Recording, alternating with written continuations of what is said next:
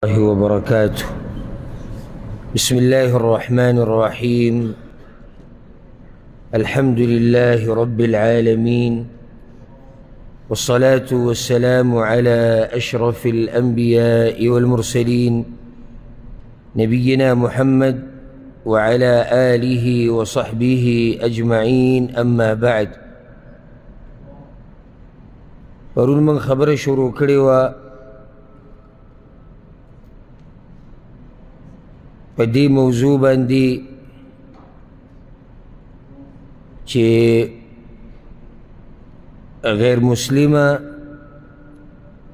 او منکرین حدیث په دې خبره اعتراض کوي چې څنګه پیغمبر صلی الله علیه وسلم د عایشې رضی الله عنها سره واده وکړو او د هغې دومره کم عمر و. نو غیر مسلمه خو دې له بل رنګ ورکوي. هر چې د منکرین حدیث دي دم د هغوی په لار روان دي او دوی ورته دغه حدیث را پرځوي کوم کې چې دا مسله صحیح راغلې ده. لکه صحیح حدیث دی، ما پرون دا خبره ذکر کړه کنه که چېرته غیر مسلمه راپاسي زمونږ په د قرآن په یو آیت باندې اعتراض وکړي یا په حدیث باندې، د هغې به دا مطلب نه چې موږ په قرآن او حدیث نه دغه آیت او حدیث وباسو. ولې لکه وایي چې هغوی اعتراض کوي، نو اعتراضونه خو به هغوی کوي. ما ورته به د علم په رڼا کې د دغه اعتراض جواب ورکوو. دا به نه کوو چې د قرآن نه آیت وباسو یا حدیث وباسو، بلکې موږ مسلمانان یو الحمدلله. زموږ دا 100% ایمان دی چې دا کیدی نشي چې قرآن او صحیح حدیثونو باندې د غیر مسلمو اعتراضات دي صحیح کیدی شي؟ دا نشي کیدی، دا زموږ ایمان دی. نو څنګه د غیر مسلمو په اعتراض سره یو سړی راولګي او هغه دې صحیح حدیثونه ګزار کړي چې په هغې کې دا مسله ثابته ده چې او پیغمبر صلی الله علیه وسلم چې کله عایشه رضی الله عنها وغوښته نو څو کاله عمر و؟ 6 کاله. چې کله رخصتي وشوه 9 کاله عمر. دا ښه واضحه مسله ده. پرون په دې باندې ښه تفصیلي خبره شوې وه چې دا روایت امام بخاري هم راوړی دی، امام مسلم هم راوړی دی، نور محدثین هم راوړی دی، او د امام ابن کثیر رحمه الله قول موږ را نقل کړی چې په دې باندې د امت اجماع ده. په دې باندې د امت اجماع ده. نو چې د امت اجماع ده نو بیا موږ څوک یو چې رالږو دغه اجماع خلاف کوو او صرف د دې دلاسه چې هندوان اعتراض کوي او غیر مسلم اعتراض کوي. نه موږ له پکار چې ځان تکړه کړو د اعتراض جواب وکړو، او چې څوک هم دا وایي چې یاره اعتراض یې کړی دی راشه دا مسله لرې که پوه شه چې د سره په خپله علم نشته، او یا دغه اعتراض په قرآن او حدیث باندې د ده په زړه کې هم پروت دی. دوه خبرې دي، یا خو د سړی جاهل دی جواب ورسره نشتي والعیاذ بالله هغه مسلې بلکل د شریعت نه وایسته، او یا دغه اعتراض د ده په زړه کې هم پروت دی، دی هم بیمار دی. دغه اعتراض یې په زړه کې پروت دی، نو ځکه بیا دغه آیت سره یا دغه حدیث سره والعیاذ بالله نه لګي. ها پرون تفصیلي خبره شوه. آخري خبره کوم ځای کې ولاړه؟ د هشام بن عروه موږ د روایت ذکر کړی و که نه چې سند د دې داسې د مشهور سند هشام ابن عروه هغه بیان کړی د خپل پلار عروه ابن الزبیر نه، هغه بیان کړی د عایشې نه رضی الله عنهم. دوی د اعتراض کوي چې دا خو صرف په دې طریق راغلی دی، صرف په دې سند موږ وینه نورې لارې نشته، هغه پرون ذکر شوي. بل اعتراض دوی دا کوي چې د هشام ابن عروه نه چې لاندې کوم راویان دي وایي دا صرف په عراق کې دي، بل ځای کې نشته. ولې؟ اول خو دا جواب زده کوي د منکرین حدیثو د اعتراضات داسې پالتو دي صرف په عراق کې شنو. ولې؟ سوال دا دی چې سند یې صحیح دی او عراق والا بیان کړی څه چلو شو؟ څه به کشتي بیا؟ اصل کار څه شی دی؟ سند دی. چې سند عراق والا دی بیان کړي صرف که نه دې کې څه دي؟ او ګوره هشام ابن عروه نه لاندې لکه هشام ابن عروه هغه بیانې د خپل پلار عروه نه، هغه بیانې د عایشې نه رضی الله عنهم. د دې هشام نه چا نقل کړی دی لوی لوی امامانو د عراق لکه حماد ابن زید، د لوی امام دی، حماد ابن سلمه، جریر ابن عبد الحمید، وکیع ابن الجراح، یحیی ابن زکریا، دا اوس غټ امامان دي. دوی را نقل کړی دي کې څه چل دی؟ خو خیر دا به راته ووایو چې الحمدلله دا د عراق والو نه علاوه نور علما هم د هشام نه رانقل کړی دی خو په صحیح سند سره لکه مدینې والا محدثین چې دي په هغو کې مشهور محدث دی ابو الزناد عبدالله بن ذکوان او د هغه زوی عبدالرحمن بن ابي الزناد هغوی دا د هشام نه بیان کړی یا او بل دی عبدالله بن محمد بن یحیی په مکه کې یو مشهور عالم دی سفیان بن عیینه هغه دا د هشام نه رانقل کړی الري علاقه ورته ویل کېږي هلته یو مشهور محدث دی جریر بن عبدالحمید الضبي هغه دا د هشام نه رانقل کړی بصره کې حماد بن سلمه حماد بن زید وهیب بن خالد او نور نو دا خبره کمزوري ده چې هشام نه صرف چا رانقل کړی دی عراق والو نه مکې والا هم رانقل کړی دی مدینه کې هم خلک شتي په بصره کې هم شتي او که صرف شي م عراق والا داسې اعتراض نشو كمثل العنكبوت اتخذت بيتا وإن أوهن البيوت لبيت العنكبوت د دوی دا خبرې داسې دي لکه د جولا کور او په کورونو کې کمزوری کور د چای هغه د جولا کور په خپله پکې اکثر دا جولا ونښلي دا اوس خبره نه ده چې دا د هشام نه صرف عراق والا نقل کړی که صرف عراق والا هم را نقل کړی د عراق والا څوک دي دا خو وګوره که زموږ د عراق او د مدینې او د مکې سره څه کار دی زموږ کار د سند سره چې سړي پکې برابر دي بس صحیح سند دی خو دا خبره هم د هغوی کمزوري ده الحمدلله یو څو شبهې نورې شتې هغې له به راځو خو اول دا خبره یاده کوي چې زموږ پیغمبر صلی الله علیه وسلم هغه انسان دی چې د هغه دشمنان هغه هم غلي نه دي پاتې شوي بلکې د دې انسان په باره کې هغوی داسې خبرې کړي دي چې انسان ورته حیران شي لکه هرقل ته وګوره د روم مشر کله چې هغه د ابو سفیان رضی الله عنه هغه سوالونه وکړو هغه مشهوره قصه ده اخره کې هغه څه وی لو كنت عنده دا کوم سړی چې تا ماته یاد کو ابو سفیانه که چېرته زه د دې سړي په خوا کې وی که نه نو ما به د ده خپې اینځلي حالانکې دا هرقل د پیغمبر صلی الله علیه وسلم دشمن دی په هغه ایمان نه دی راوړی خو دا خبره ومنله چې دا انسان معمولي انسان نه دی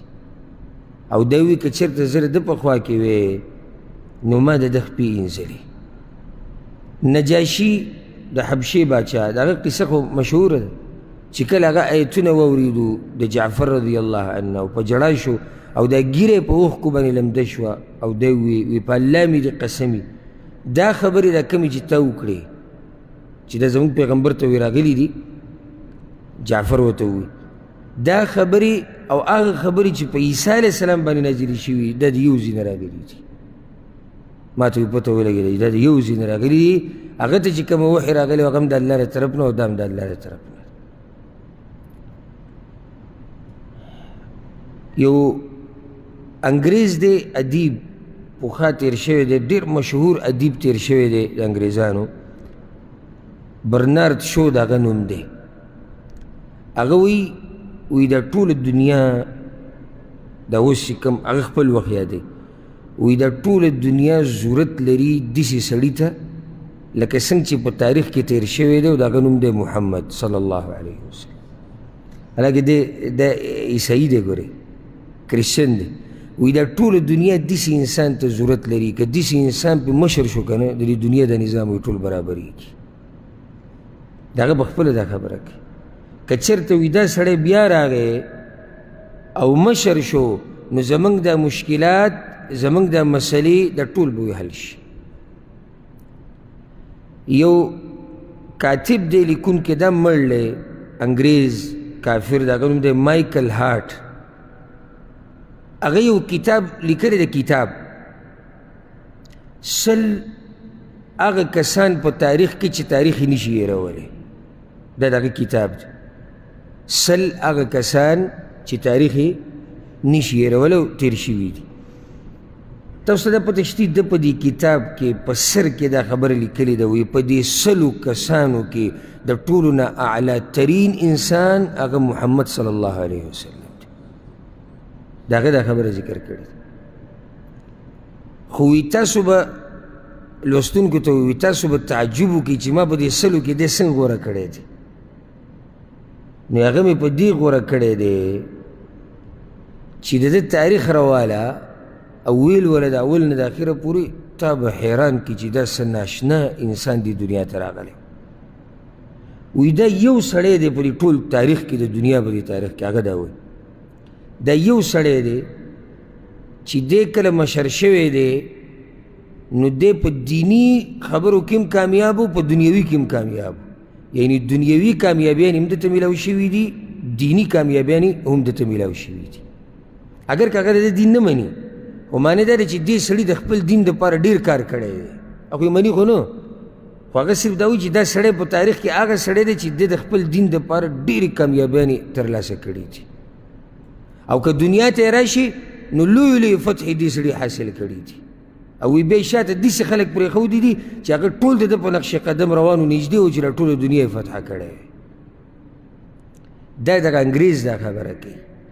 بلکې د انګریزان د هندوانو هغه مشر مهاتما ګاندي چې ورته ویلی کېږي مهاتما ګاندي دا وایي وی ما د پیغمبر صلی الله علیه وسلم دا سیرت وکتو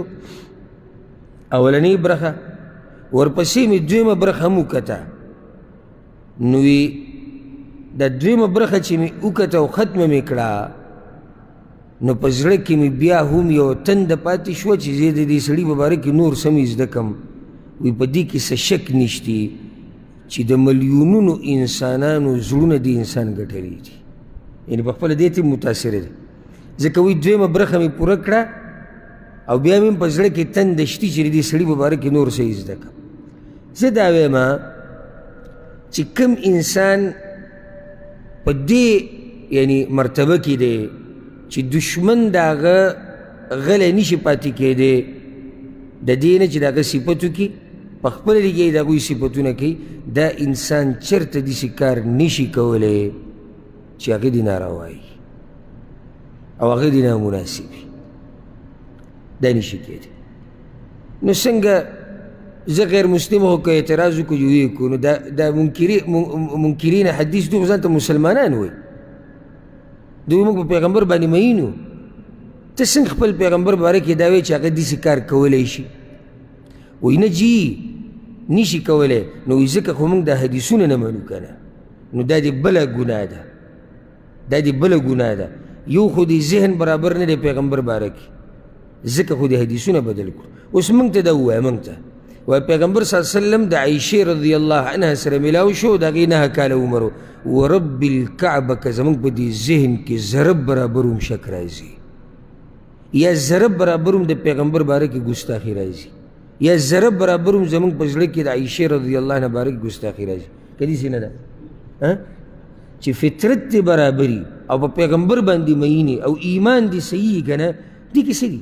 څه پکې شته د چا زړه کې څه راځي هیڅ هم دې کې څه دي هیڅ پکې نشته پیغمبر صلی الله علیه وسلم د یو جنۍ سره میلاو شو چې نوم یې عایشه رضی الله عنها او د هغې عمر 9 کاله په دې کې څه دي خو چې کله فطرت ته کوږو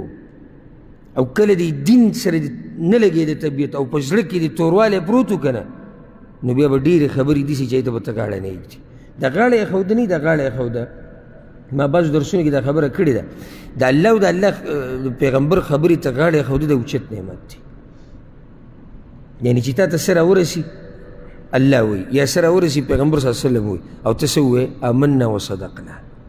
زموږ په ایمان دی موږ منلی اخو او پکې چونکې چراچې او چنانچې او څنګه ولې او جدا او دغه او داسې دا قیسې نه چلېږي او دا درته ووایم دا یاده کې دا خبره قانون دی ښه صحیح عقل د صحیح نقل خلاف نه وي نقل څه ته یعنې قرآن او حدیث چې را نقل شوی دی صحیح عقل د قرآن او حدیث خلاف کېږي نه چې کله ستا عقل د صحیح حدیث خلاف راتو یا د آیت نو ستا په عقل کې بیماري ده په آیت او حدیث کې بیماري نشته پوه شوې که نه لکه زه به تاسو له اوس به خبره اوږدې شي که مثالونه لاړو خو په خپله به دا روانو خبرو کې تاسو به دې پوه شئ اوس دا څومره خبرې چې دي دین په باره کې عقلي مني ها بعض خبرې داسې دي چې تعجب پکې عقل پکې په تعجب کې پرېوځي هغه جدا خبره ده خو د هغې دا مطلب نه چې عقل یې نه مني لکه مثال په قبر کې دا مړی کېنولی کېږي یعنې موږ دا د الله عجیبه قدرت دی دا د الله عجیبه قدرت دی خو عقل تی منکر نه دی ځکه چې هلته دا عقل د الله هغه لوی قدرت مني پوه شوئ که نه عقل تی منکر نه دی ولې تی منکر نه دی ځکه چې د عقل د الله هغه لوی قدرت مني چې کله ستا عقل دې ځای کې انکار شروع کو چې څنګه او په دې تنګ ځای کې او دا کله او دا ولې پوه شه چې د الله په قدرت باندې په ایمان کې به تا کې کمزوري ده که نه الله ته څه ګرانه دی چې یو سړی قبر کې کښېني ګرانه دی ورته دا دومره لوی مخلوق یې پیدا کړی دی هغه رب ته دا کار څه ګران دی یا یو سړی وایي چې دا دنیا د جنت به څنګه دیسي او په دې کې به دا څنګه او د جهنم کې هلکه یو د څنګه تپوس دی یعنې ځان پوه کولو لپاره یعنې دلیل په علم زیاتول دا یو څنګه دغه څنګه باندې اعتراض نشتی څنګه دا چې یعنې نشي کېدی انکار والعیاذ بالله دا څنګه د مسلمان سره نشتی زمون ایمان دی او بار بار قرآن کې وایو ان الله علی کل شیء قدیر وایو که نه وایو نو چې په دې د ایماني بیا به دلته ها تعجب کول دا جدا خبره ده تعجب کله سړی وکړي د الله قدرت ته لکه عزیر علیه السلام چې په ښار باندې تیر شو او هغه ښار لوټې لوټې شی و هغه وي دا به الله بیا څنګه را ژوندی کوي دا ښار اوس دې چې دا څنګه ما تاسو ته وي دوه قسمه دی دا خو پیغمبر دی دې څنګه انکار والا نه وي دې تعجب کوي یعنې چې د الله څه ناشنا طاقت دی دا ښار به بیا را ژوندی کړي پوه شوئ که نه نو الحمدلله چې الله موږ ته دا نعمت نصیب کړی دی دا غاړه یې ښوده قرآن او حدیث ته اوس راځو د پیغمبر صلی الله علیه وسلم د واده دې مسلې له تفصیلا او منځ منځ کې به شبهې راځي د هغې به دله جواب در کوم او که د چا په زړه کې څه شبهه وي یا تاسو ته کم ملا میسیج وکړي یا کم ملګری او سره ته راولیږي یا زما په خبر باندې څوک رد کول غواړي نو بلکل ګنجایش دي دا مجال د دروازه کولاو ده ښه اول خو په دې خبره ځان پوه کوو چې د پیغمبر صلی الله علیه وسلم دا واده څنګه کړی دی او ولې کړی دی بیا به موږ پوه شو په دې مسله باندې مسله د بنیاد نه راځي یو څو خبرې یادې کړه پیغمبر صلی الله علیه وسلم اولنی واده په ځوانۍ کې کړی دی که نه د چا سره یې کړی خدیجې رضی الله عنها سره چې د هغې عمر مشهوره دا دی چې 40 کاله او د پیغمبر صلی الله علیه وسلم عمر 25 کاله 25 کاله د ځواني که بوډۍ ځواني د 25 کالو ځوان واده کوي د یوې مشرې زنانه سره چې هغه د ده نه 15 کاله مشره ده خیال مې دی که نه د اهم نقاط او پوینټونه دي چې ستاسو ذهن کې هله جواب کولی شي پیغمبر صلی الله علیه وسلم بیا د دې خدیجې رضی الله عنها سره چې دا واده کړی دی دا ګورې د دې دپاره هم نو چې مال ته ضرورت و بلکې د خدیجې رضی الله عنها ضرورت پیغمبر صلی الله علیه وسلم ته ولي ځکه چې هغه امانتګرو مشهور په دې باندې او صرف د خدیجې رضی الله عنها ورته ضرورت نه و بلکې د مکې د هر تاجر د ارمان و چې دا سړی ما سره نو یو خو پیغمبر صلی الله علیه وسلم هغې سره ګوره واده د پیسو دپاره نه دی کړی دویم که څوک دا وایي چې دې دپاره به یې ورسره واده کړی چې دا نسب یې د هغې نسب غټ دی نو یاده کوي مکې والا او غټو غټو کورونو والا دا ارمانو چې د دې سړي سره زموږ رشته جوړه شي دا دومره غټ نسب او خاندان والا دی بلکې د ده نه اعلی ترین نسب والا مکې والو کې نشته د نسب په اعتبار سره د پیغمبر صلی الله علیه وسلم نه اعلی ترین نسب والا په مکې کې نشته د پلار د طرف نه هغه هاشمي دی د ده نیکه عبدالمطلب دا د مکې سید و سردار و مشر و په دې کې شک نشته نو د داسې سردار نوسې د خدیجې رضی الله عنها سره واده کوي د نسب دپاره نسب خو د ده زورور دی د هغې نه او مورې ماماګان دوی د پیغمبر صلی الله علیه وسلم ماماګانو خاندان یا قبیله ده بنو زهره مشهوره او معروفه قبیله په مکه کې زه صرف مکه نه یادوم بلکې عربو که چا نه دې م تپوس کړی وی چې داسې خاندان دی او دا کس دی د ټولو ارمانو چې موږ ورسره رشته وو نو د خدیجې رضی الله عنها سره دا واده چې شوی دی دا د مال دپاره نه دی شوی د نسب د اوچتولو دپاره نه دی شوی نو درېیمه خبره منځ کې راځي شهوت دپاره زه درته یو بله نقطه بیانوم بیا به د هغې نه بعد د شهوت ته خبره کوو زه پیغمبر صلی الله علیه وسلم چې کله د خدیجې رضی الله عنها سره واده وکړو او دی اوس د 15 کالو ځوان دی او هغه د څو کالو ده 40 کالو د خدیجې رضی الله عنها د مرګه پورې پیغمبر صلی الله علیه وسلم بل واده نه دی کړی که کړی دی او په دغه ټیم کې چې کوم معاشره کې پیغمبر صلی الله علیه وسلم دی که نه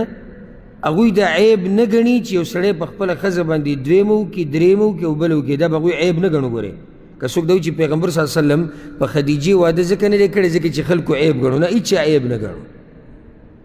بلکې دوی په معاشره کې دا خبره د شرف او د عزت وه چې یو سړي ښځې ډېري خو پیغمبر صلی الله علیه وسلم نه دی کړی بله پیغمبر صلی الله علیه وسلم نه دا د سره نقل نه دی په تاریخ کې الله اکبر څنګه صفا الله ساتلی د نبوت نه مخکې او د نبوت نه وروسته خو حاشا وکله خدا یاد که د پیغمبر صلی الله علیه وسلم ژوند ټول ژوند چې په مکه کې تېر کړی دی دا څوک نشي ثابتولی او که چېرته داسې څه شوی وی مکې والا قریشو کې چې د هغه کوم دشمنانو د ټولو نه اول به هغوی دا اعتراض کړی وی دا نه دی ثابت د پیغمبر صلی الله علیه وسلم نه او نه چا لیدلی دی په دې باندې چې هغه چېرته داسې د جنکو شوق ساتلی دی یا هغه چې دی داسې والعیاذ بالله غلطه خبره کړې ده چې د هغې نه داسې غلط څه ذهن ته راځي یا د هغه په عزت باندې داغ راغلی دی نه حاشا وکالله او که چېرته دې څه شی وی د ټول نه اول به چا را نقل کولی دې مکې مشرکان ځکه چې د هغه دشمنان دي دا خو ورته په څوکۍ ناست دي بالمرصاد معمولي خبره ګوري او هغه ډنډوره کوي که داسې څه وی د ټولو نه اول یې دا ډنډوره کوله چې دې سړي دا کار کړی دی خو داسې څه نه دي را نقل دا هغه سړی دی چې د ده سیرت صفا سوتره دی او څنګه به صفا سوتره نه وي چې یو الله یې غوره کوي د دې دین دپاره خو هغه به هم څوک وي که دا بله نقطه شو ها درېیمه نقطه پیغمبر صلی الله علیه وسلم بی خدیجه رضی الله عنها چې کله واده شوه د پیغمبر صلی الله علیه وسلم سره ژوند تیر کو او د هغې د مرګه پورې پیغمبر صلی الله علیه وسلم د بلې زنانه سره واده نه دی کړی کله چې دا مړه شوه او وفات شوه نو پیغمبر صلی الله علیه وسلم د بلې ښځې سره واده وکړو څوک ته سودا بنت زمعه رضی الله عنها دا هم ګوره مشره زنانه ده او د دې سره دا واده ولې وکړو د دې سره دا واده په دې وکړو ځکه چې د دې خاوند په حبشه کې مړ شوی و نو په دې باندې غم ډېر و سخته پې ډېره وه نو پیغمبر صلی الله علیه وسلم ورسره واده وکړو چې د دې دا غم سخته او د یوازیوالی دا کم شي اوس تاسو دا ووایي دا سړی شهواني سړی دی لکه څنګه چې د دین دشمنان وایي شهوت په سر راغسته شهوت چې په سر راولي هغه داسې هغه په 15 کالو په عمر کې د 40 کالو د ښځې سره واده کوي هغه بیا د دغه ښځې سره چې کله یي په هغې باندې بله نه کوي هغه سړی چې کله بیا دغه اولنۍ ښځې مړه شي بیا د بلې مشرې ښځې سره واده کوي هغه سړی چې شهوت راغستی وړون کون کړی د هغه سیرت داسې صفا پروت دی نی د دې نه خو دا واضح شوه چې د پیغمبر صلی الله علیه وسلم ژوند سیرت دا صفا سوتره پروت دی دې باره کې هېڅوک دا خبره نشي کولی حالانکې دا راته هم ووایم ګورئ چې پیغمبر صلی الله علیه وسلم ګوره د چا پې زور نشته چې منع کړی دی چې ته به د جنۍ سره واده نه کوې د چا پې زور نه او ولې په دې عربو کې ښایسته جنکۍ نه وي ښه ډېرې او ښه اوچت نسب والا او ښه کم عمره نه وي پیغمبر صلی الله علیه وسلم چې د عایشې سره ملاویږي 9 کاله عمر دی 9 کاله عمر دی د هغې او دوی وایي والعیاذ بالله چې دا شهوت ته لاسې دا کار کوو نو دلته دا شهوت کوم ځای کې دی کله چې د هغه 15 کاله عمر و او ولې دلته هغه ته جنکۍ نه میلاوي دا خو څوک دی دا د عبدالمطلب نوسی دی دا د عبدالله زوی دی دا هاشمي دا قریشي دی دا ښایسته ځوان دی دا صفا ستره ځوان دی خلک ارمانونه کوي دا هغه مشهور سړی دی په مکه کې په امین باندې چې دا امانتګر انسان دی صادق دی رښتینی دی دله خو مشرکانو خپلې لوڼه ورکولې ټول د نبوت نه مخکې نبوت ته میلاوېدو نه مخکې خبره کوو نو چې نبوت ورته میلاو شو بیا خو دی ښه اوچت انسان شو هته څه کمی خو نه و د جنکو څه ضرورت ته چې 15 کالو ځوان راځي د 40 کالو ښځې سره واده کوي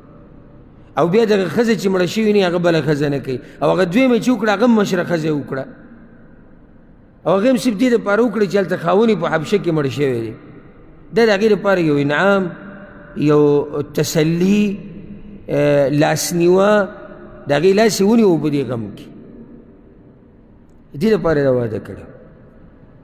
نو دا خبره چې پیغمبر صلی الله علیه وسلم والعیاذ بالله یو شهواني انسان و ځکه 11 بیبیانې کړې وي او ځکه چې دی د 9 کالو د جنۍ سره میلاو شوی ده واده یې کړی دی دا ټولې غلطې خبرې دي دا ټولې څه دي کمزورې خبرې دي اهمې نقطې له راشه اهمې نقطې له د عایشه رضی الله عنها سره واده منکرین حدیث ته دې ته غوږ کولاو کړي د یو ځای نه چې تښتې به بل ځای کې به راګیرېږي د هغه ځای نه چې تښتې بل ځای کې به راګیرېږي د پیغمبرانو خوب رښتیایي که نه بلکې وحي د پیغمبرانو خوب صحیح وحي ابراهیم علیه السلام ته الله خوب کې وښوه یا ورته ووایي چې ته د خپل زوی بوځه الالک یا هغه په خوب کې ولیدي چې زه د خپل زوی الالوم دا رښتیا خوب دی وحي دی سهار له خپل زوی روان کړه ولاله ولوله په صحیح مسلم کې دا حدیث راځي کله دغې نه انکار وکړي دې سره څه کوي صحیح مسلم کې حدیث راځي دا روایت د هشام ابن عروه دی بیا هغه یې د خپل پلار نه بیانوي هغه یې د عایشې رضی الله عنها نه بیانوي هغې دا وی پیغمبر صلی الله علیه وسلم ما ته دا ویلي وو اریتک فی المنام 3 لیال ته ما ته الله په خوب کې 3 شپې ښولي ته ما ته الله په خوب کې 3 شپې ښولي جاءني بك الملك په ملائکو کې یو ملک راغی او د هغه سره یو کپړه وه د ریخمو چې په هغې کې د عایشې رضی الله عنها هغه صورت او پیغمبر صلی الله علیه وسلم ته وی هذه امرأتک دا ګوره ستا ښځه ده دا اهمه نقطه یاده کوي چې پیغمبر صلی الله علیه وسلم چې د عایشې رضی الله عنها سره واده کړی دی نو د چا په امر یې کړی دی د الله په حکم او په امر دلیل به څه دی دا حدیث په صحیح مسلم کې دا ملک چې راغلی ملایکو کې دی د کوم ځای راغلی دی الله رالیږلی دی نو وی دا به ستا ښځه یي نو وی کله چې ما هغه کپړه اوچته کړه نو ته پکې ما ته ښکارېدې پیغمبر صلی الله علیه وسلم دا وی عایشې ته ویل وي ما به دا وي ایکو هذا من عند الله یمضه که دا د الله له طرفه دا به لازم کېږي خیال هم دی دې ټکي ته که دا د الله د طرفه نو لازم به کېږي به ولې به لازم کېږي ځکه چې الله چې څه کوي فعال لما یرید بیا یې کوي او د پیغمبر صلی الله علیه وسلم په دا ایمان دی وی چې الله یې کوي بیا به کېږي ذره برابر شک دی کې د پیغمبر صلی الله علیه وسلم را نه دی چې الله یې کوي بس دا به کېږي نو دا یو اهمه نقطه په دې خبره کې یاده کوي چې د عایشې رضی الله عنها سره واده دا پیغمبر صلی الله علیه وسلم ته وحي شوي دی چې دا به ستا ښځه یو دا اهمه خبره یاده کوي دا ډېرو مسلمانانو ته ګوره پته نشته دې مسلې د دې خبرې ډېرو مسلمانانو ته پته نشته او سیرت کې بیان شوي تفصیل ښه اوس راځو دې خبرې له چې بیا دا واده څنګه شوی دی یعنې دا خو موږ خبر شو چې په ملایکو کې یو ملک راغی پیغمبر صلی الله علیه وسلم ته ووایي دا به ستا ښځې او ته به دې سره واده کړي بیا دا کار څنګه شوی دی هغه داسې زه به د تفصیلي واقعه ذکر کړم چې موږ په دې خبره باندې پوه شو دا مبارک واده دا په څه طریقه شوی دی پیغمبر صلی الله علیه وسلم خو خوب ولیدو 3 شپې دا خوب ولیدو او ته پته ولګېده چې دا خبره د الله د طرف نه ده او دا به کېږي یو زنانه ده خوله بنت حکیم هغې پیغمبر صلی الله علیه وسلم ته دا وایي ګوره اوس الله چې یو کار جوړوي که نه او یو کار الله کوي هغې له یو طریقه جوړه کړي په څه طریقه هغه کار هغه وشي لکه یوسف علیه السلام په جیل کې پروت و او الله د جیل نه راویستو نو کوم ځای نه کوم ځای ته خبره ورسېده هغه 2 لکان راغلي و هغوی خوب لیدلی و په هغو کې بیا هغه یو آزاد شو هغه د باچا سره میلاو شو بیا خبره کوم ځای ته لاړه خو دا ټول هر څه چې الله وکړو دې دپاره وکړو چې یوسف علیه السلام د جیل نه راوځي په داسې حال کې چې د ده صفایي بیان شي اوس دلته ګوره خوله پیغمبر صلی الله علیه وسلم ته دا وویې یا رسول الله که تاسو د دې عایشې سره واده وکړي نو دا به ډېر ښه نه وي که تاسو د عایشې رضی الله عنها سره واده وکړي نو دا به ډېره ښه نه وي او دی ورته ووي که چېرته ته واده وکړي د عایشې سره نو د دې سره به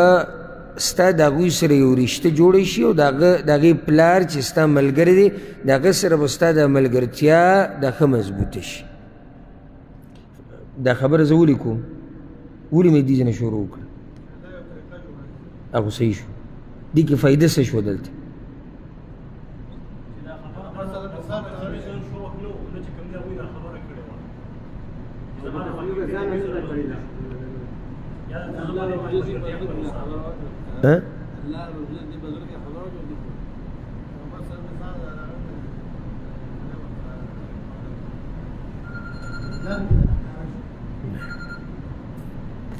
موږ دا خبره کړې ده لکه څنګه چې غیر مسلم وایي چې پیغمبر صلی الله علیه وسلم د شهوت تلاسه دا کار کړی دی موږ دا نقطه دې لپاره بیانوو که دا د شهوت تلاسه هغه صرف کړی محض شهوتي نو بیا به دا نه وي چې الله ورته ویلي دي بیا به دا نه وي چې خوله ورله دا مشوره ورکوله تاسو ویښې که ودې په دې پوه شوئ یعنې د اول سر نه پیغمبر صلی الله علیه وسلم د ځان نه کار نه دی شروع کړی خوب یې لیدلی نو بیا خوله ورته ویلي دي او دا چې دې سره به رشته مضبوطه شي او دا خبره واضحه ده چې ودونو سره رشتې هغه کمزوري کېږي که مضبوطېږي مضبوطېږي یو خاندان د بل خاندان سره یو ځای شي یو نسب د بل سره خلک یو بل کې ورننوځي چې کله پکې خیر او برکت او کله داسې وي چې د یو بل نه ښه لرې شي چې کله پکې خیر او برکت نه ښه راځي چې اورو د خوله بنت حکیم نه چې هغه دا قصه موږ ته واورئ چې په څه طریقه هغې بیا د پیغمبر صلی الله علیه وسلم له عایشه غوښتلې ده هغه وایي رضی الله عنها خوله بنت حکیم وایي زه ابوبکر صدیق رضی الله عنه پسې ورغلم د هغه کور ته نو په کور کې ام رومان ناسته وه د هغې د ابوبکر صدیق بیبي او د عایشه رضی الله عنها مور ځکه چې د اسما مور هغه بله ده او ام رومان دا د عایشې مور ده وی ما ورته وایي چې څه لوی خیر الله تاسو ته نصیب کو دا خوله چا ته وویل ام رومان ته وی څه لوی خیر الله تاسو له درکو زیره ولې د خیر ورکړي هغې ورته ویي وما ذاک څه خیر الله موږ له راکړو څه دي وی ما ورته وایي چې پیغمبر صلی الله علیه وسلم را لېږلې یم ستا لور غواړي عایشه هغې ورته ویي ودیدتو دا خو زمونږ هم ارمان دی خو صبر وکړي چې ابوبکر راشي دې ځای نه ګوره دا یو فایده د ادب مشر خاوند دی دا یو نیمه ښځه د ځان نه یې سړی جوړ کړی رشتې پکې هم طی کي او چې خاوند راشي مبارک شوي ما خو هغوی ته خبره کړې ده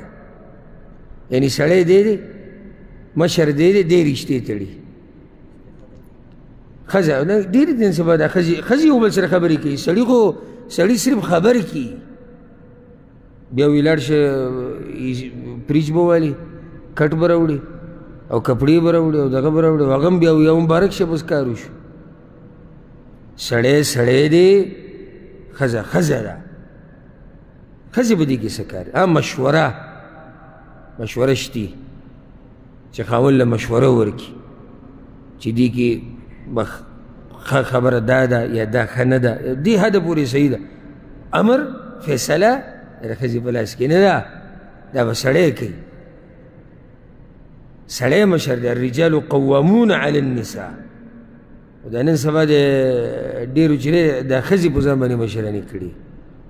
د کور خرچه دا هم ښځه چلوي اکثر دی هم ښځې ته ولاړې یو 100 روپۍ دې راکوه سړي پورې دا مزه کوي چې د ده د کور فیصلې او د ده ښځه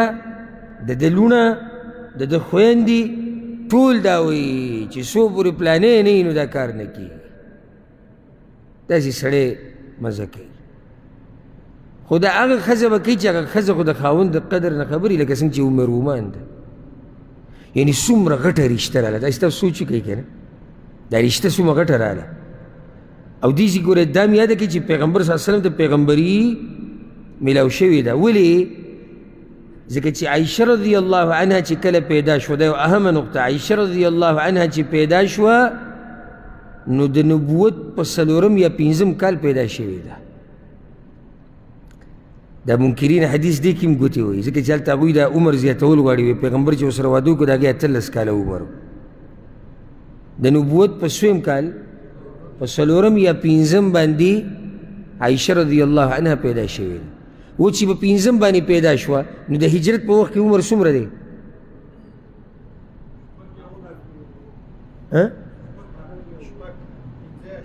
ولې 5 کاله تاسو یو نقطې ته اول سوچ هم نه دی کړی تاسو دی نبوت نه بعد په مکه کې څومره وخت پیغمبر صلی الله علیه وسلم تېر کړی 14 کاله لس نه دي 14 دي نو چې 15 کاله بعد دا پیدا شو نو څو کاله عمر شو هجرت په وخت کې 8 کاله مدینې ته چې لاړه دغه کال باندې دا بیا پیغمبر صلی الله علیه وسلم سره میلاو شوه نو څومره عمر و 9 کاله خیال هم دی که نه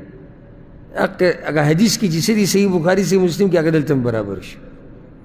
بلکل دلته برابر شو نو چې پیغمبر صلی الله علیه وسلم غواړي نو د هغې عمر څومره 6 کاله یعنې د نبوت 2 کال دی 11 یا 10 پوه شوي پې که نه دا که موږ ستاسو د پیسو حساب ویلی دومره زر به مو کړی وی چې حالانکې دا مختصر حساب دی څه ګران هم نه دی پیغمبر صلی الله علیه وسلم چې غوښتنه څومره د نبوت 2 کال دی 11 یا 10 دی دا خو اوس واضح د ټولو دنیا ته چې دا سړی څوک دی د الله پیغمبر دی او بیا ابوبکر صدیق رضی الله عنه ته به واضحه څنګه نه وي او د هغه بیبي ته نو څومره غټه رشته راله خو نه وي خوله وي صبر وکړه چې ابوبکر راشي ابوبکر راشي فانه آتین را روان دی وی بس ما انتظار کوو ابوبکر صدیق رضی الله عنه راغی دا په مسند د امام احمد کې دا روایت دی ګوره وی ابوبکر صدیق چې راغی ما ورته ویل چې ماذا ادخل الله علیک من الخیر والبرکه ابوبکر خیر او برکت الله تاسو له درکو وی هغه وی چې څه چلولی وی ما ورته ویل چې پیغمبر صلی الله علیه وسلم رالیږلې یم ستا دا لور غواړي عایشه دا اوس د ابوبکر الصدیق رضی الله عنه پیغمبر صلی الله علیه وسلم باندې چې ځان قربانوي هغه وی وهل تصلح له یعنې داسې کیدی شي انما هي بنت اخي دا خو د هغه ویره ده زه خو د هغه ورور یم یعنې ده په زړه کې دا مسله راغلې چې پیغمبر صلی الله علیه وسلم سره زما مضبوطه ورورولي ده خو زما رور دی نو چې زما رور دی نو دی څه شوه دی رویره شوه نو آیا د رویرې سره داسې نکاح به کي وی زه پیغمبر صلی الله علیه وسلم پسې لاړم ویل چې یا رسول الله ابوبکر وایي چې داسې کېږي دا خو د هغه رویره ده هغه ورته ارجعي الیه لاړه شه بسې ورته ووایه فقولي له ورته ووایه انا اخوک وانت اخي فی الاسلام ته په اسلام کې زما ورور یې په نسب کې خو زما ورور نه یې هسې دلته دا فایده مې یاده کوي چې دا پیغمبر صلی الله علیه وسلم خوله لیږي رالیږي دا هم ګوره یو ادب دی یو خو مشوره مې هغې ورکړې ده بل دا چې داسې ټیم کې سړی درېمګړی څوک وګوري چې هغه ځي راځي دا یو ادب دی الا دا چې یو لار نه جوړېږي یا په خپله تلو کې خیر وي یعنې اوس تا ته پته یې چې یاره دغه سړی د بل چا نه مني زه به ورشم زه به ورته دا ووایم دا جدا خبره ده لکه دا بعض نن سبا شروع کړه پوخاوي سخت خلک وو هلک به راښکاره کېدی نه شو او مشرانو ته به چا غږ نه هغه خلک حیاناک وو هغه خلک حیاناک وو چې د مشرانو مخې ته به نشي راښکاره کېدی دا به حیاناک وو داسې بزدله نه و داسې قمقل نه و خو دی حیاناک وو هر چې نن سبا دي نو حیاناک کم شوي دي لکه تاسو ته دا پته شتي لکه دا ناروا نه ده زه ورته ناروا نه یم داسې نه څوک یې زما نه نقل کړي چې ده ویلي چې ناروا ده که څوک یې ماته کړي ماته او زه هسې بالفرض که چېرته خپلې والدې سره الله دې وبخښتي خو نه خو هسې بالفرض هغې سره زه خبرې کوم نو دا به ماته ګرانه وي او دا به هماله حیا راځي چې زه هغې ته بیا دا ویم چې دا ټلیفون پلانې هیله ورکړه هسې دا د حیا مسله زه دا نه یم چې دا کار ناروا دی ګوره بیا یې م ویم خو لکه ماته به دا ګرانه وي چې زه هغې ته ویم چې دا ټلیفون پلانې هیله ورکړه دا مور وایي داسې زما نه پیدا دی او ما ته داسې په اسانه وایي هغه پلانې هیله ورکړه دا د حیا او د ادب او د احترام مسلې دي لکه خلک وایي څه جاهلان وو ښځې ته به د مور په مخ کې چا د اوبو نشي ویلی نه دا جهل نه و دا صحیح د منم جهالت و خو دا جهل نه دی لکه دلته د هغه ته دا خبره دي چې لکه دغه ښکاري چې مور ناسته د پلار ناسته او دوی په مخ کې به زه د ښځې نوم یادول او یو مال اوبه راوړل اوس به دوی وایي چې دی دومره شو چې زموږ په مخ کې ښځې ته اواز کوي خیال هم دې خبره ته ما سره متفق یې که نه اوس که څوک د خپل مور پلار نه تنګ سي زما سره په دې خبرو نه لګي نه هغه خپل کور مسله ده خو نور دا د ادب او د احترام او د حیا خبرې دي واده به هلک وکړو دوه درې ورځې به کور ته نه راتو د څه د لاسه به نه راتو حیا به ورتله چې زه به اوس کور ته ننوځم او مشران به ناسي او زه به کمرې ته ننوځم بلکې دې کمرې ته به هم په هغه وختونو کې ورننوتو او په هغه وختونو کې به ترې راوتو چې څوک به نه وو حیا نه ډک ژوند یعنې په تیاره کې ورننوځه او بیا د رڼا لګېدو نه مخکې مخکې راوځه څوک خبر نه شي نو دا د حیا په درجه کې به زموږ د مشرانو دا کار کوو او اوس نن سبا خو داسې داسې قیسې راوتې دي چې سړی حیران شي د مور په مخ کې چې به د ښځې سره کم ګپ لګوي او د پلار په مخ کې به ناسي د ښځې سره به ګپ لګوي او د مینې محبت خبرې او یعنې سړی وایي چې دا سړی حیا کم ځای ختمه شوې نو الله دې موږ کې حیا پیدا کړي دا ډېر اوچت صفت دی ډېر اعلی ترین صفت دی چې چا کړي اوس پیغمبر صلی الله علیه وسلم ته ګوره خبرې له څوک لېږي رالیږي خوله ښه امام احمد دا روایت راوړی دی دغه ځای پورې یو بل روایت امام احمد راوړی دی انس بن مالک د هغې راوي دی دغه خو عایشې په خپله ووي هغه روایت کې دا دي ګوره چې ابوبکر صدیق رضی الله عنه یو بله مسله بیان کړه یا ام رومان پکې بله خبره مو کړه خوله ته وی خوله ډېره ښه خبره ده موږ خو خوشحالیږو چې پیغمبر صلی الله علیه وسلم د خپله لور ورکو خو ته صبر وکړه چې څوک راشي ابوبکر راشي. او بله اهمه خبره وایي مطعم بن عدي د خپل زوی جبیر دپاره د دې تذکیره کړې ده، د دې پلار ته لیږي او ابوبکر ته چې دا به زه د خپل زوی جبیر له وواړم. سبحان الله څه وفادار خلک. یعنې اوس دا اوچته رشته ده د پیغمبر صلی الله علیه وسلم نه، خو هلته خو جبه ده. سم خیال دی؟ یعنې ابوبکر صدیق د مطعم سره خبره یعنې منځ کې شوې ده چې جبیر له به څوک وغواړي؟ عایشه به وغواړي. هسې یو بله نقطه ته ذکر نه کومه، لکه دوی چې اعتراض کوي چې پیغمبر صلی الله علیه وسلم څنګه په دې عمر کې دا جنې وختې، داسې عیب نه ګوره مطعم هم خپل زوی له غواړي، داسې عیب نه و. دلیل پې څه دی چې عیب نه و؟ مطعم غواړي نه خپل زوی له، جبیر له نه غواړي، نو داسې عیب خو نه و چې صرف خو د دوی غیر مسلم خو د پیغمبر سره نه لګي او د نورو د حدیثونو سره نه لګي. نور په دې کې څه نشته، په دې کې څه دي. انشاءالله ګوره که نن موقع میلاو شي سبا به زه تاسو ته د سلفو د ژوند نه واقعې بیانوم او هغه کسان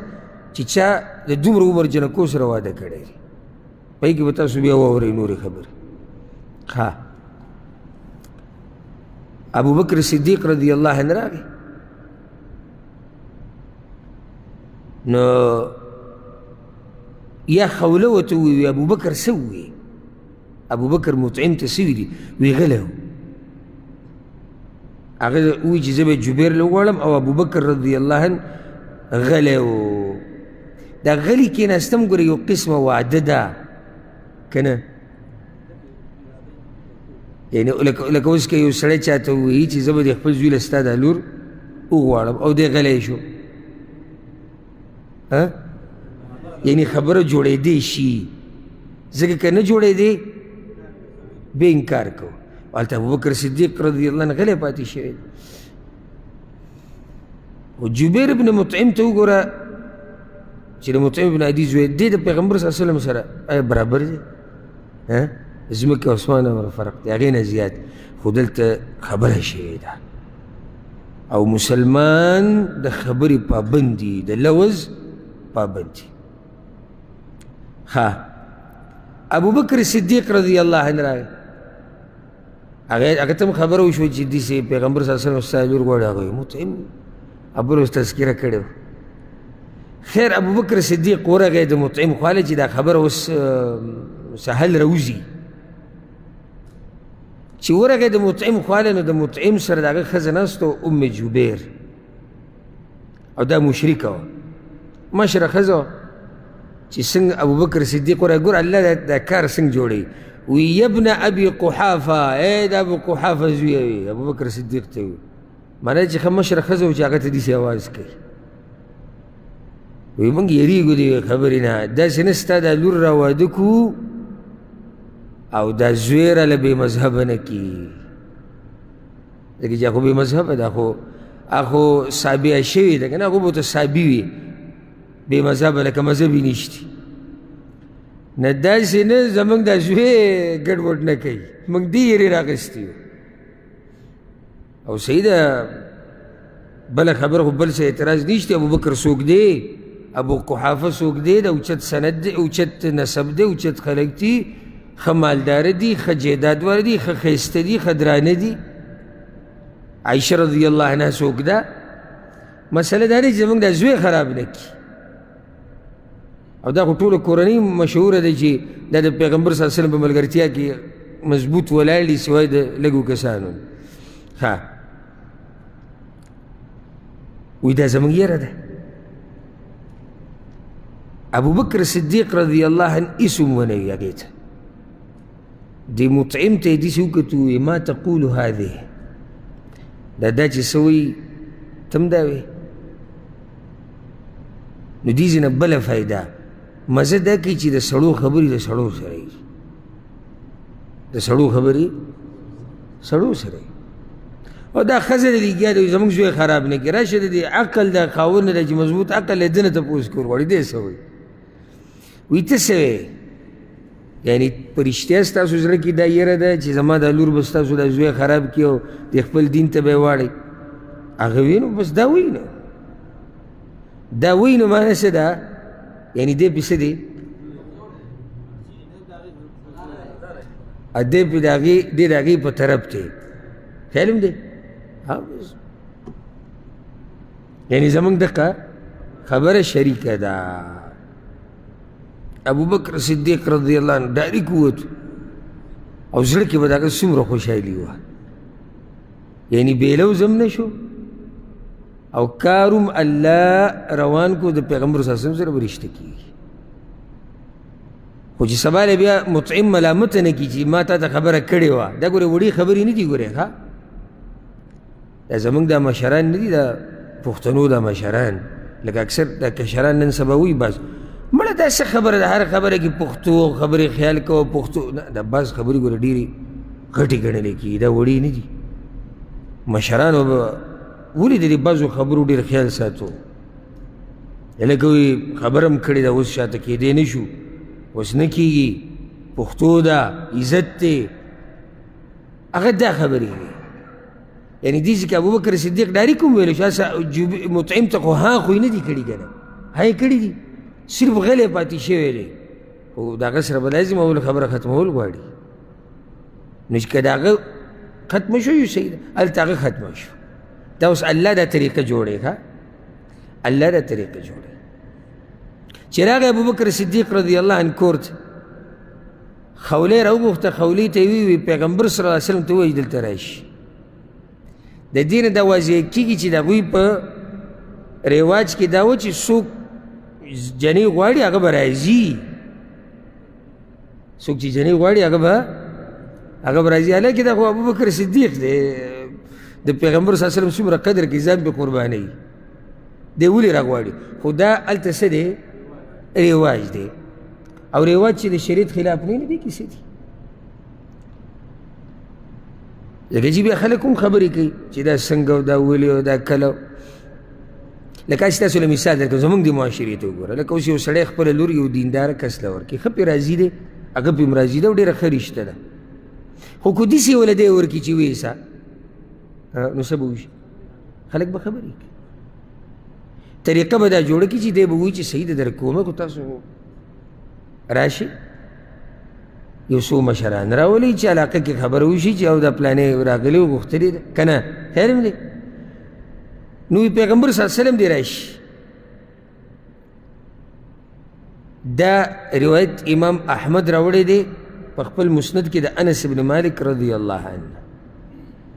یعنی څه ناشنا خوشحالي به دا چې په ابوبکر صدیق رضی الله عنه باندې راغلی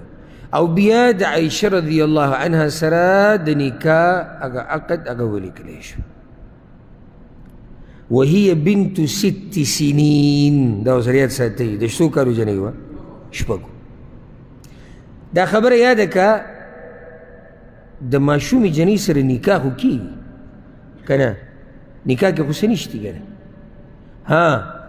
کوروالی به ورسره هله کېږي چې کله د کوروالي لایق یې نکاح کې څه نشتي دلیل پې دا دی اوس د شپږو کالو جنۍ د کوروالي لایق ده نه ده لایق خو نکاح ورسره کېدی شي زه تاسو ته په دې باندې یو دلیل وښیم بل دلیل د قرآن نه دا څوک چې وایي چې وړې جنۍ سره واده څنګه کېږي دوی په اصل کې حدیثونو باندې نه په قرآن باندې هم رد کوي سورة الطلاق کې الله وایي الله عدت ذکر کوي د هغه ښځو چې طلاق شي واللائي یئسن من المحیض من نسائکم ان ارتبتم هغه زنانه ستاسو په زنانو کې چې د حیض نه ناامیده شوي دي حیض نه ناامیده څه ته وایي بوډېګانې شوي دي حیض یې نه راځي اصل کې د طلاقې شوي ښځې عدت څومره دی چا ویلي 3 میاشتې 3 حیضه 3 حیضه دي اوس دغه زنانې چې دا حیض یې نه راځي د ډېر عمر د ډېروالي د لاسه الله وایي که دې باره کې تاسو شکیان یې نو د دې عدت 3 میاشتې دی دا 3 میاشتې دوی دپاره دی واللائي لم يئسن واللائي يئسن من المحيض من نسائكم او بیا الله مخکې واللائي لم يحضن او هغه زنانه چې لا حیض نه دی راغلی لا نه دی راغلی بالغ شوي دي پیغلي شوي دي نابالغه دي د دوی عدت ته طلاق هغه هم 3 میاشتې دی نو دا طلاق بغیر نکاح نه ورکړی کېږي خیر هم دې خبرې ته کوم چې نکاح نه یې شوي طلاق د کوم ځای نه ورکوي په هوا طلاق ورکوي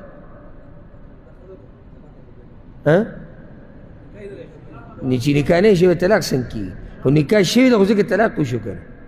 حیض یې نه راځي ولې نه راځي لا پیغله شوي نه ده یو خو هغه مشرانې چې حیض یې نه راځي ځکه چې ناامیده شي عمر یې ډېر شوی هغوی 3 میاشتې ټیم دا د دوی 3 میاشتې ټیم دی دا حیض یې نه دی راغلی نو چې نه دی راغلی او دې له طلاق ورکړي نو 3 میاشتې به انتظار کوي عدت دی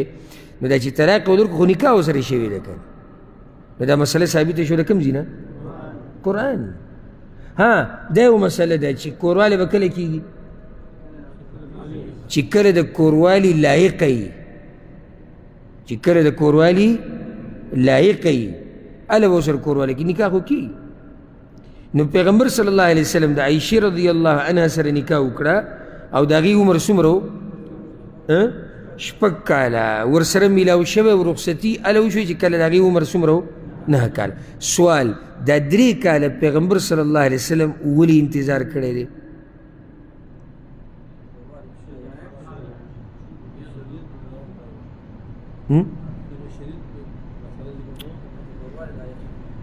بارک الله فیک دا 3 کاله انتظار په دې کړی چې دا پیغله شي خیال هم دی که چېرته څنګه چې دا غیر مسلمه دا ګستاخان وایي چې زموږ پیغمبر صلی الله علیه وسلم شهوت پرست انسان و که چېرته دی شهوت پرست وی والعیاذ بالله ده به 3 کاله انتظار کو هغه د ښځه وه نکاح شوې ده دا 3 کاله انتظار بیا د څه دی چې را چې کړی خو 3 کاله انتظار هم دې دپاره کړی دی بلکې دا خبره یاده کوي دا زمانی او زینا دیلم ګوره اعتباري خو دا د عقل خاوندان په دې خبره پوهېږي د عقل د دماغو د سوچ او د فکر او د علم خاوندان کمقلان په دې نه پوهېږي دا کمقلان دي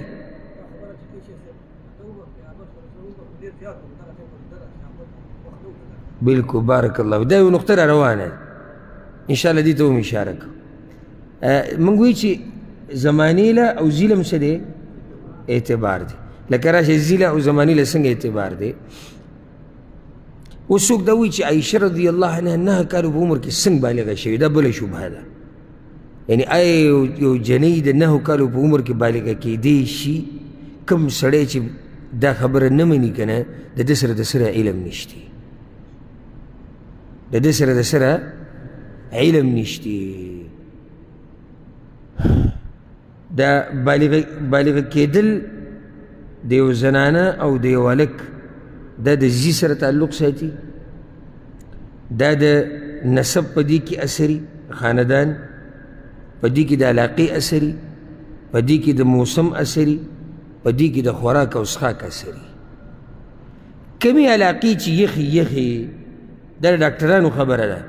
او انګریزان ډاکټران کافران هم مني ده چې ګستاخي کوي دوی ته د خپلو ډاکټرانو نه تپوس وکوي چې هغوی څه وایي او بغیر د دې نه چې ته ډاکټرانو له ورشي دا واضح خبره ټولو خلکو ته معلومه ده خو دا خلک د عقل نه د علم نه د هر څه نه خالي دي ځکه دا خبرې کوي دا یخې علاقې چې کومې علاقې چې یخي د دوی جنکۍ په بلوغ کې لیټ کېږي زر نه بالغه کېږي په نسبت د هغه علاقو د جنکو او د هلکانو چې هغه علاقې ګرمي او هلته ګرمي ډېرې کومو علاقو کې چې ګرمي ډېرې او ګرمې علاقې د هغه ځي هلکان او جنکۍ صرف جنکۍ هم نه هلکان او جنکۍ دا زر بالغه کېږي او یخې علاقې چې دي هلته لږ لیټ بالغه کېږي بلکې بعضو ډاکټرانو دا خبره لیکلې ده وایي د افریقې بعض ملکونه د افریقې بعض ملکونه دا ګرم ملکونه د افریقې بعض ملکونو کې د 8 کالو په عمر کې هم جنۍ بالغه کېږي دقه ځای ګرم دی نو ګوره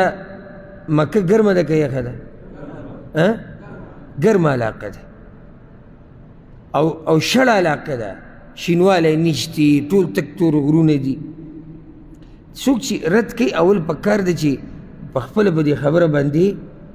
سوچ وکړي چې دا زه څه ویم او دا زه څه کوم ایا زما دا خبره دا به مناسب وي او که نه به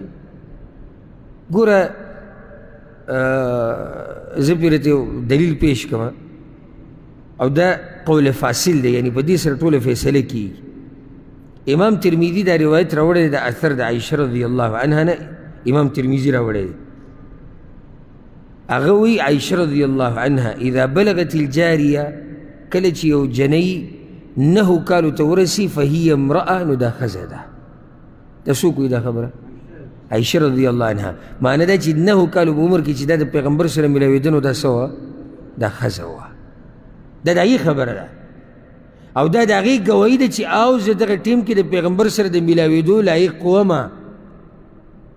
څنګه خلک اعتراض کوي چې پیغمبر د دومره کمې جنۍ سره څنګه میلاو شو کم عمره جنۍ سره په خپله وایي چې د 9 کالو جنۍ دا زنانه ده امام شافعي رحمه الله وایي امام شافعي او دې ته غوږ کېدی په سیر اعلام النبلا کې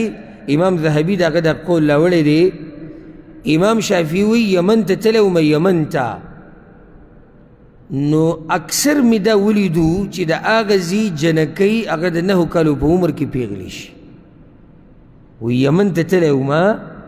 اکثر د دغې علاقې جنکۍ هغه د 9 کالو په عمر کې پیغلی شي ولې دا یمن یخ دی که ګرم دی دا ګرم دی ځکه به قریش په جمي کې چېرته تلو په جمي کې به شام ته تلو په جمي کې به یمن ته تلو په اوړي کې به شام ته تلو ځکه چې شام یخه علاقه ده او امام بیهقي یو روایت راوړی دی په سنن کبرا کې بلکې سبحان الله امام بیهقي په سنن کبرا کې باب تړلی دی باب پوره باب یې تړلی دی السن التي وجدت المرأة حاضت فيها هغه کم کال دی په کم عمر کې جنۍ چې دی په هغې باندې حیض راتلی شي باب یې تړلی دی بیا په هغې کې دا خبر راوړې ده وی امام شافعي رحمه الله وی امام شافعي اعجل من سمعت به من النساء يحضن نساء بتهامة يحضن ل9 سنين په کم عمر کې چې جنۍ پیغلي کېږي نو هغه ما د تهامي علاقې د جنکو باره کې اورېدلي دي چې دغه جنکۍ 9 کالو ته چې ورسي دا پیغلی شي ښه اسی دیر عجیبه دا واوره امام شافعي رحمه الله وی دا امام بیهقي دا روایت راوړی دی وی یمن ته تللی وم صنعا علاقې ته نو هلته مې نیا ولیده چې هغه د 21 کالو وه نیا د څو کالو ده د 21 کالو وه وی ځکه چې دا د 9 کالو په عمر کې پیغله شوې وه د 10 کالو په عمر بیا واده شوه د 10 کالو په عمر کې د دې لور شوه هغه لوري بیا د 9 کالو په عمر کې پیغله شوه واده شوه بیا په 10 کال د هغې لور شوه نو دا جنۍ د نیا د 21 کالو ده اوس ګورئ یعنی دا خبره عجیبه نه ده چې پیغمبر صلی الله علیه وسلم څنګه د 9 کالو د جنۍ سره واده کوي دا ګوره ټول لګېدلي وي 9 کالو جنۍ سره واده شوی دی نو د دوی دا خبره اعتراض دا پالتو بېځایه اعتراض دی بلکې امام سعید ابن منصور رحمه الله په خپل سنن کې دا روایت راوړی دی دې ته غوږ کېدی ګوره الزبیر ابن العوام رضی الله عنه د یو ملګري تپوس له ورغی قدامه ابن مضعون بیمارو سخت بیمارو نو دغه ټیم کې په زبیر رضی الله عنه پسې یو کس راغی مبارک شلور دی شوې ده ښځه بیماره او دې د هغه سره ناست د قدامه سره د هغه تپوس کوي وی مبارک شلور دی شوې ده نو قدامه دی بیماری کې ورته وی بیمار پروت دی په بد حال وی زوجنیها ما ته یې نه راواده کې اوس شوې ده دی اوس زیری راغی وی ما ته یې نه راواده کې هغه ورته قدامه نو هغه وړه جنۍ ده ته په دې حال یعنې مرګ ته نږدې څه امید او دغه هم نشته ورته دا جنۍ غواړي نو هغه ورته وویل زبیره که چېرته الله ژوند راکړو زه به یې وغواړم که چېرته الله ژوند راکړو نو لوی فخر به وي چې د زبیر رضی الله عنه لور زما په نکاح کې ده دې دپاره کوم او که مړ شوم که نه نو هسې ما نه خو به شاته خلک مال الي که نه وارثان خو زما شتي که نه نو د ټولو نه اوچته وارثه چې ما نه مال به الي هغه به د زبیر رضی الله عنه لوري دا مې خوښه ده دې دپاره یې کوم په هغه قضي هغه ورته ویل صحیح شو دا خپله لور دا به زه تاله درکړم نو نکاح وکړي نکاح وشو دغه شان د پیغمبر صلی الله علیه وسلم نکاح چې کله وشو د هغې سره د هغې 6 کاله عمر